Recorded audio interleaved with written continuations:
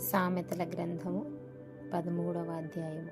తండ్రి శిక్షించును, కుమారుడు జ్ఞానము గలవాడగును. అపహాసకుడు గద్దింపునకు లోబడడు. నోటి ఫలము చేత మనుష్యుడు మేలుననుభవించును.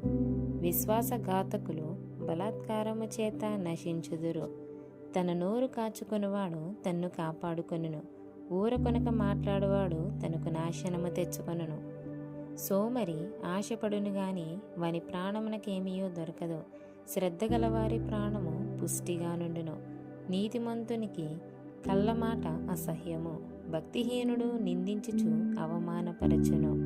యథార్థవర్తనునికి నీతియే రక్షకము. భక్తిహీనత పాపులను చెరిపివేయును. ధనవంతులమని చెప్పుకొనుచు లేమికి గలవారు కలరు. దరిద్రులమని చెప్పుకొనుచు బహుధనము గలవారు కలరు. ఒకని ప్రాణమునకు వాని ఐశ్వర్యము ప్రాయశ్చిత్తము చేయును. దరిద్రుడు బెదిరింపు మాటలు వినడు. నీతిమంతుల వెలుగు తేజరిల్లును. భక్తిహీనుల దీపము ఆరిపోవును. గర్వము వలన జగడమే పుట్టును.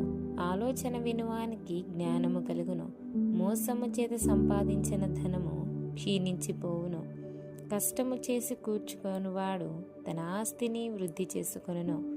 కోరిక సఫలము కాకుండుట చేత హృదయము నొచ్చును. సిద్ధించిన మనోవాంఛ జీవవృక్షము. ఆజ్ఞను తిరస్కరించువాడు అందువలన శిక్షనొందును. ఆజ్ఞ విషయమై భయభక్తులు గలవాడు లాభము పొందును. జ్ఞానుల ఉపదేశము జీవపు ఊట, అది మరణపాశములలో నుండి విడిపించును. సుబుద్ధి దయను సంపాదించును. విశ్వాసఘాతకుల మార్గము కష్టము. వివేకులందరూ తెలివిగలిగి పని జరుపుకొందురు. బుద్ధిహీనుడు మూర్ఖతను వెల్లడిపరచును.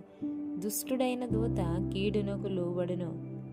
నమ్మకమైన రాయబారి ఔషధము వంటివాడు. శిక్షను ఉపేక్షించువానికి అవమాన దరిద్రతలు ప్రాప్తించును.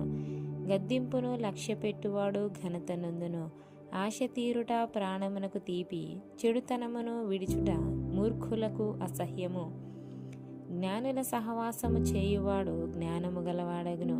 మూర్ఖుల సహవాసము చేయువాడు చెడిపోవును. కీడు పాపులను తరుమును. నీతిమంతులకు మేలు ప్రతిఫలముగా వచ్చును.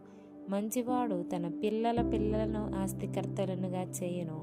పాపాత్ముల ఆస్తి నీతిమంతులకు ఉంచబడును. బీదలు సేద్యపరచు క్రొత్త భూమి విస్తారముగా పండును. అన్యాయము వలన నశించువారు కలరు. బెత్తము వాడని వాడు తన కుమారునికి విరోధి. కుమారుని ప్రేమించువాడు వానిని శిక్షించును. నీతిమంతుడు ఆకలి తీరా భోజనము చేయును. భక్తిహీనులు కడుపునకు లేమి కలుగును.